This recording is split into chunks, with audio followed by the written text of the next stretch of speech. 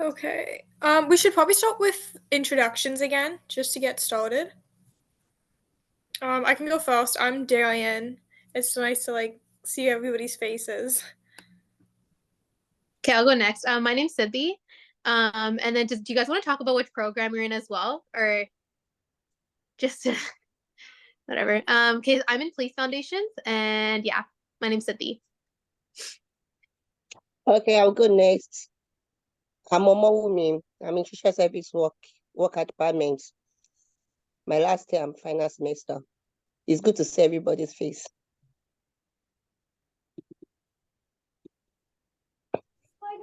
Hi, my name is Amina. I'm in social service department too, my final semester. Davis campus. Woo!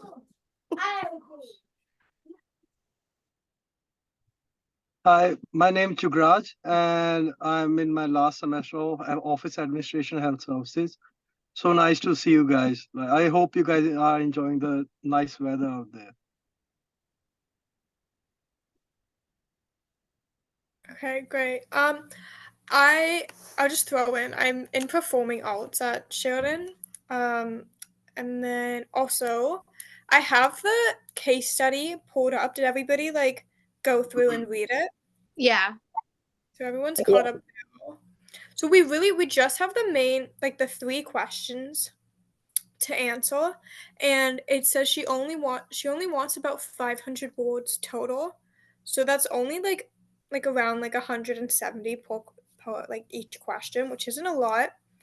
I have the doc pulled up, so if you guys want, I can type up what everybody says and then put it into it, and then I could submit the doc if somebody else can submit the recording. Yeah, I agree to that. Yeah. Okay, sounds good. And then we also at the very end of the doc, which everybody, if you want to pull up the case study on your own, just to get the so you can follow along, but also to get the template for the peer evaluations, we just have everybody has to do that as well, and that's just the thing everybody needs to submit for each group member. Mm-hmm. And then I'll submit the doc, and Amina can submit the recording. So the first question was, what do you think Pam meant when she said, "I think Diverse Friend Day is for white people"? And can you think of other diversity programs in schools that might get similar reactions from some students of color? So does anybody have anything to say? Uh, I Jugarj, you can go first if you'd like. you go ahead, no worries. Okay, thank you. So I think one, she was emphasizing, well, the main thing that I realized was that the majority of the school population there is white. So when they have that sort of event going on, the white students get to interact with diverse populations, whereas the other students wouldn't. And she also mentioned how for them they wouldn't. Sorry, I'm just.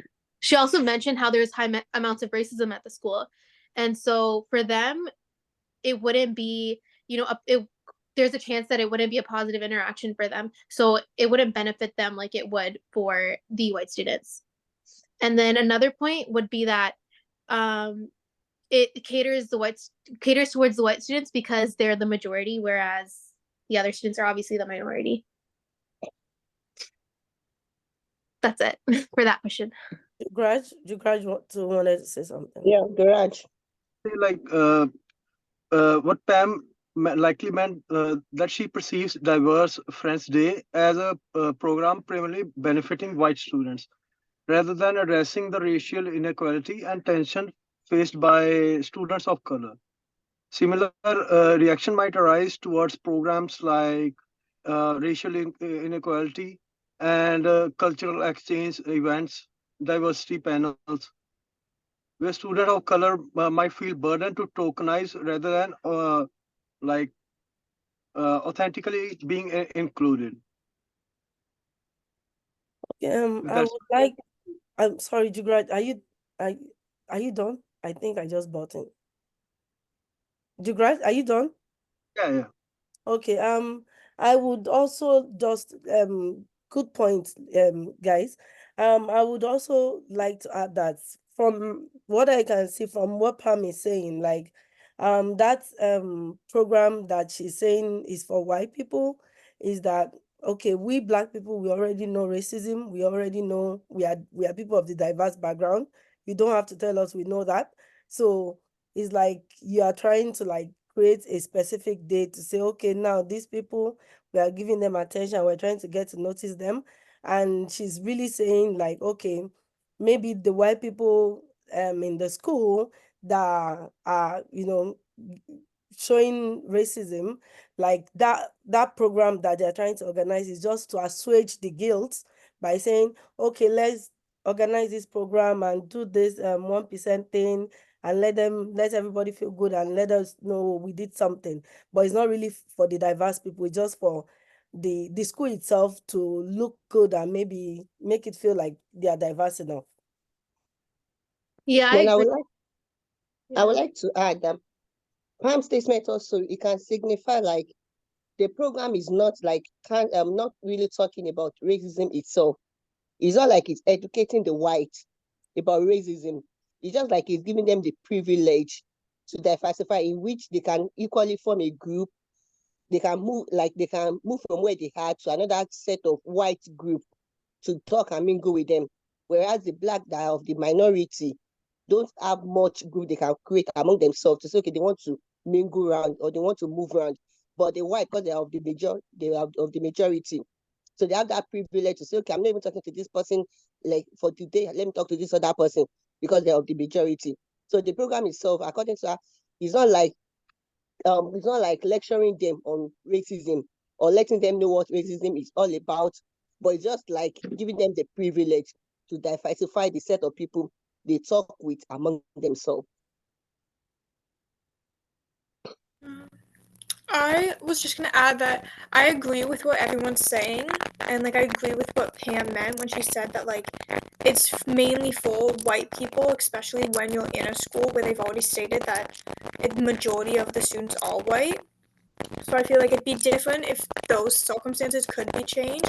But I feel like it's especially true with what Amina said. It's like, oh, it's just like giving white people like a pat on the back of like, okay, here's one day that you guys can be extra like inclusive and like promote diversity. But then after that day, then what?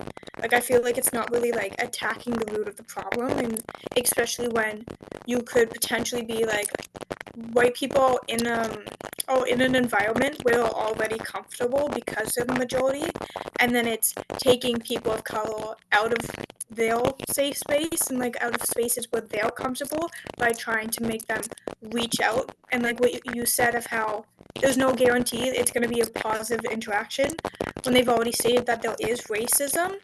So it's like kind of like you don't know what's going to happen.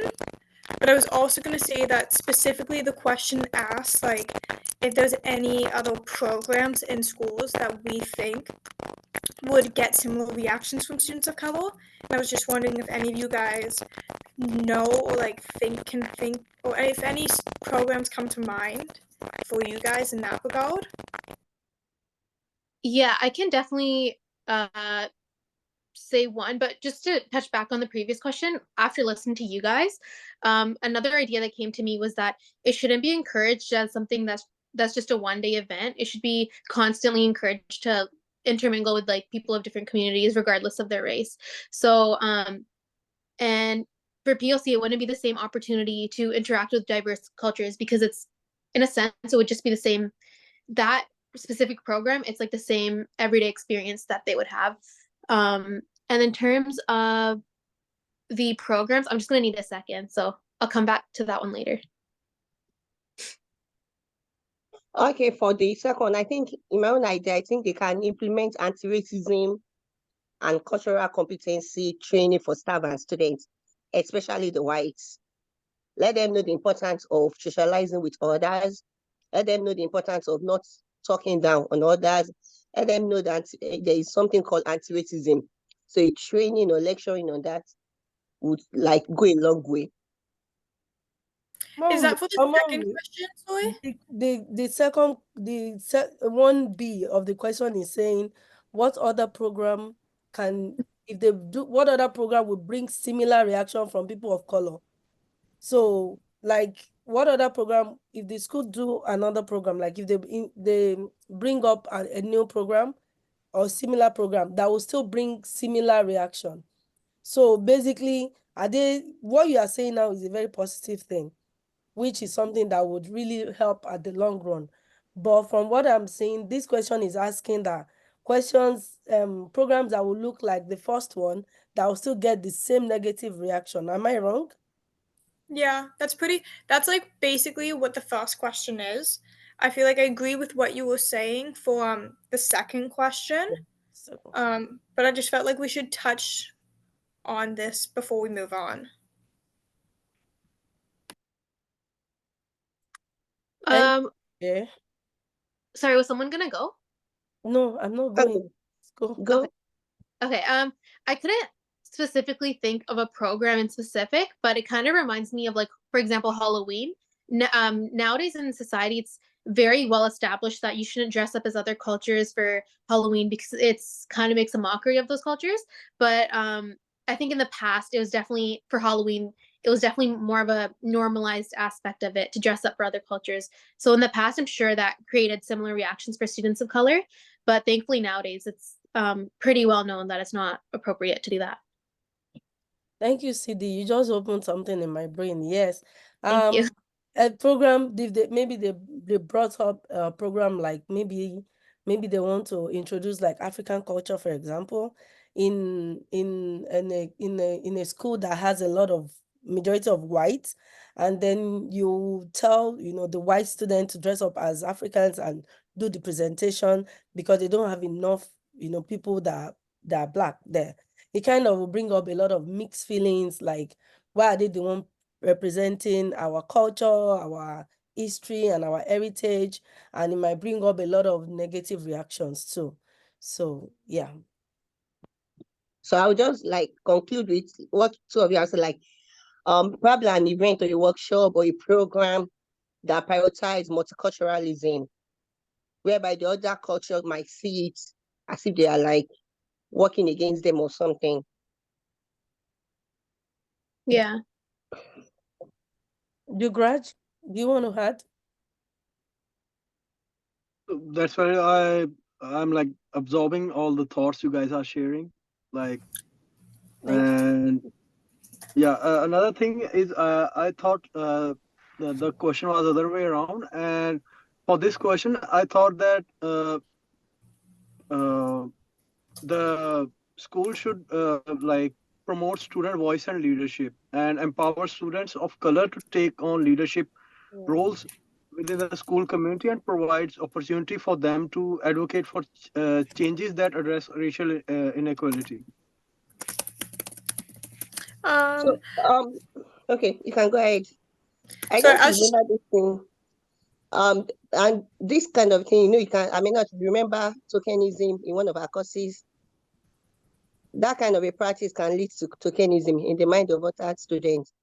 And tokenism is the practice of making a particular thing or particular group of people feel underrepresented in a group. So when this kind of a thing happens, the other students or the other culture that is there might feel so they are practicing tokenism Yeah. in them. And I think Chugraj has moved us to the second question because the answer he just gave now would be perfect for the second question. Am I right?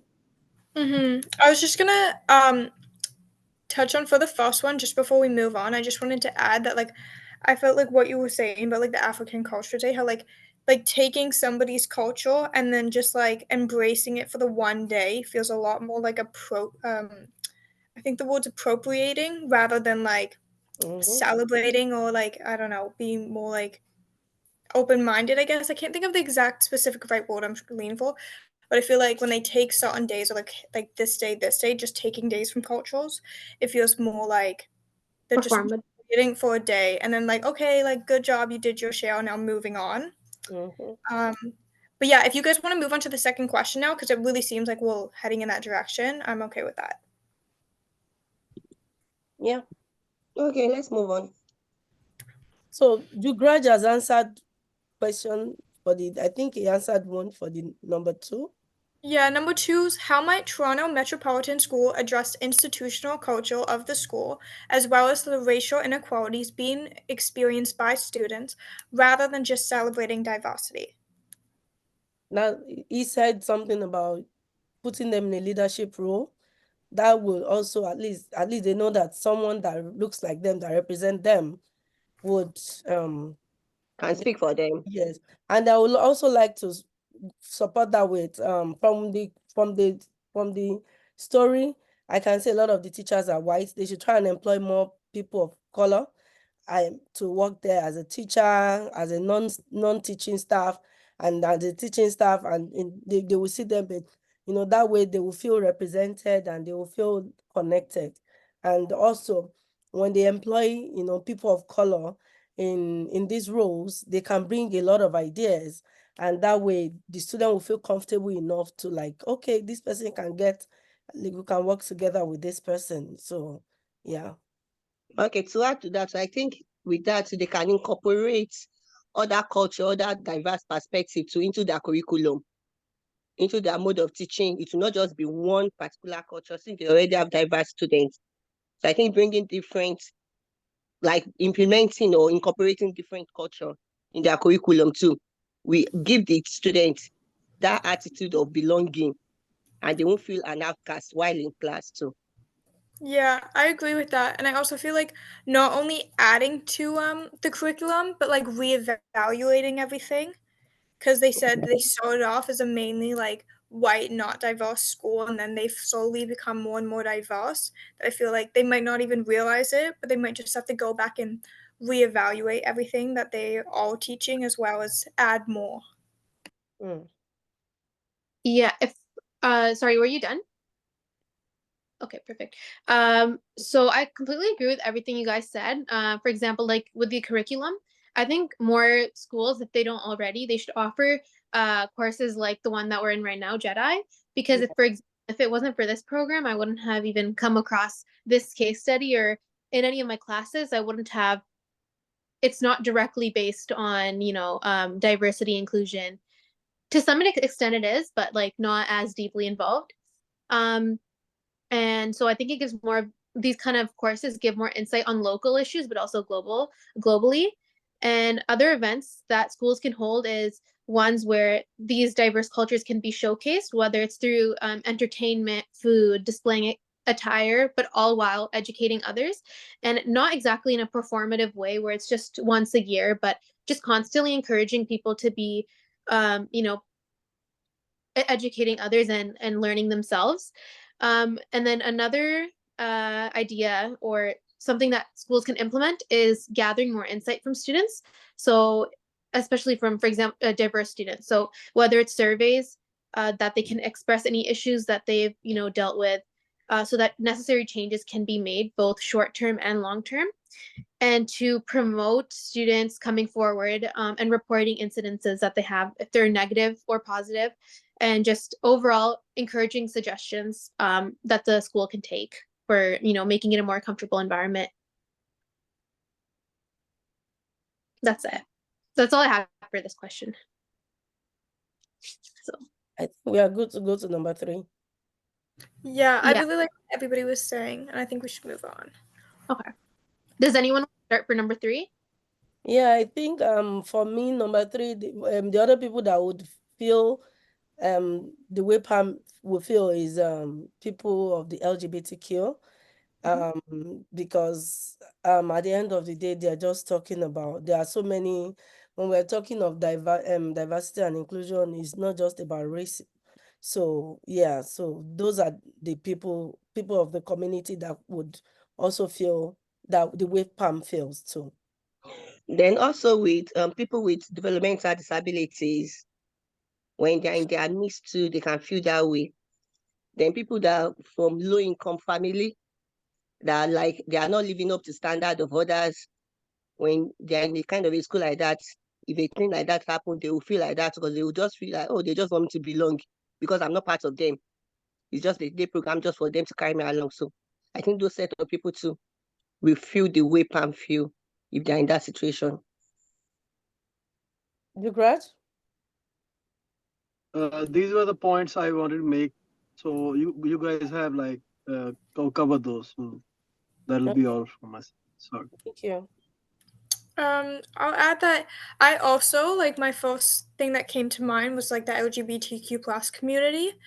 I feel like pretty much any minority that feels like any minority, I suppose, is gonna relate to what Pam is experience.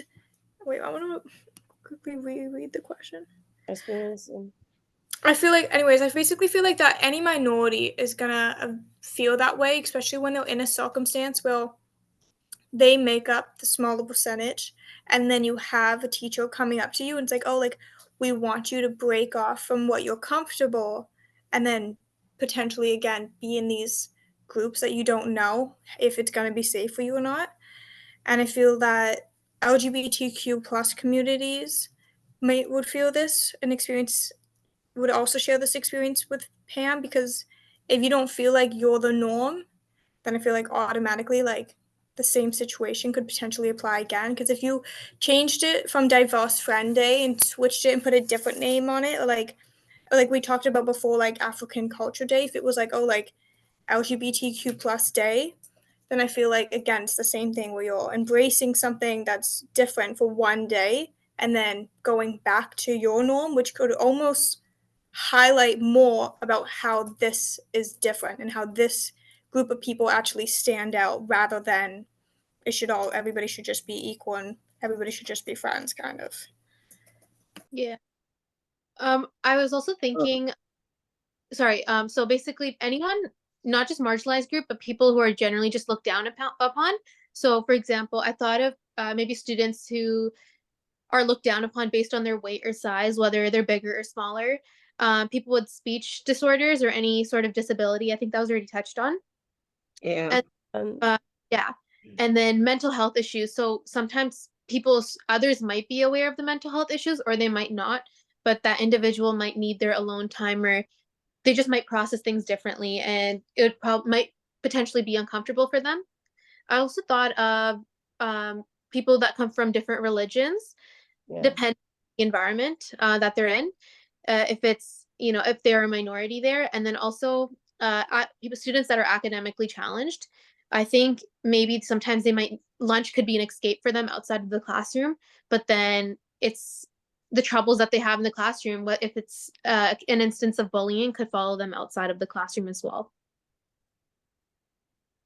And so yeah, that's all I had for number 3. If anyone else wanted to add, that would be good too.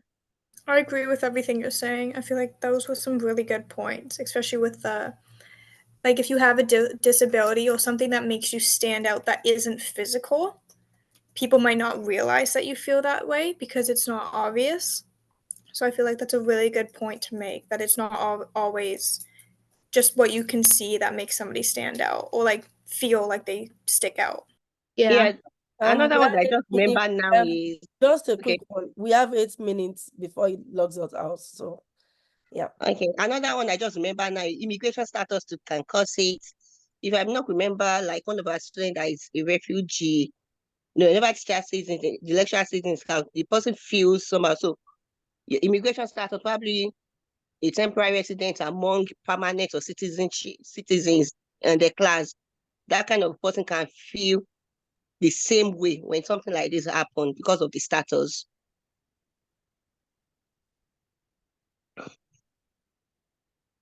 Okay, I think we are done with the questions. Yeah. So Agree with everything that you've all said. if that's gonna, did you guys prefer like this version of a meeting over text, over the WhatsApp chat, to discuss? Because this is fast. Yeah. Yeah, I think I prefer this. We're able to see ourselves, we're able to communicate so well, and it's so fast than typing, waiting to type, and all those ones. I think this one is more communicative than WhatsApp What do for you our think? group. Yeah, I feel so too. I agree. I think there's more of like a flow, and everyone got their points out. Plus, like having your notes on the side and being able to talk is Mhm. there's but Yeah, I like this because I like being able to reference things I've like looked at and look at the case study and then come back, and I feel like it feels more like a conversation and like what everybody's throwing out ideas rather than like an academic like paragraph. But I feel like me personally, sometimes I feel like I type better than I speak. So I Yeah. feel like sometimes I write something, I'm like, oh, that makes sense. And then I go to say it and I'm like, wait, I just need a moment. But I feel like overall, I feel like I like this better because I feel like it's more of a flow to it. I just need to tell you, you've been saying everything you've been saying so far has been great. So, and everybody, honestly, but I'm so grateful. You you did well. CD, everybody will be, we did, it's an amazing meeting. And I'm so Mhm. grateful that we're able to achieve this. So, there, yeah, your typing and your words, don't worry, they match. Yeah, I can say that you have the same energy for both typing and saying. Yeah, We it's have nice. communication well. At least we're able to manage the time Mhm. and we work with the time. It's nice that this went like a lot faster than the first meeting, because the Yeah. first meeting, like with typing, it goes on and on, and then with this, I feel like we moved on from each question so fast. I was like, wow. So I Okay. think we don't need to join a new link if this one go off. We are done with the meeting, So right? we've done the assignment now, right? Yes. I I'm think we pretty sure. Like I kept going on Slate because I was like, is really the only thing we need to talk about is kind of how the group meeting went, but as Did I well as stop recording? I don't know. I'm No, pretty should I sure that stop recording? Oh, she wants to hear the conversation? Okay. Yeah. is this everything we have to do then? I think that is all. Yeah, that's all. I believe so. And Yeah. then we do the self-reflection. I think that's it. Mm-hmm. Yeah, Mm. Okay. just a self-reflection. I think that is all. Just discuss on the case study, use consensus to answer a list of questions, which we've done. So what I'm Mm-hmm. going to do is I'm going to get this video. I'm going to put it in the private YouTube. I'm going to send the link to you. So Darian, sorry, I hope yeah, Darian. Yeah. Darian, I'm going to send it to you. So you will submit it with the transcript. Yeah. I can submit the answers to the questions along with the link. I I can mean, do Yeah, that. yeah, okay, I you will can. send you the link. So you Yeah. attach the link to the Yeah, that works. document. So, and I think the case study we all went through this case study. We know what it's all about, and that's why we're able to answer the questions under it. It's all about Diverse Friends Day, whereby Mr. Yeah, Jones yeah. wanted to bring it to the school, and the blacks they were like saying their mind on it. So I think we're good to go. Okay. Okay, well, it was nice meeting everybody in person Well, ish. Have a good day. Have a Yeah, good take take day. care. care, guys. Take Yeah, Bye. care. bye.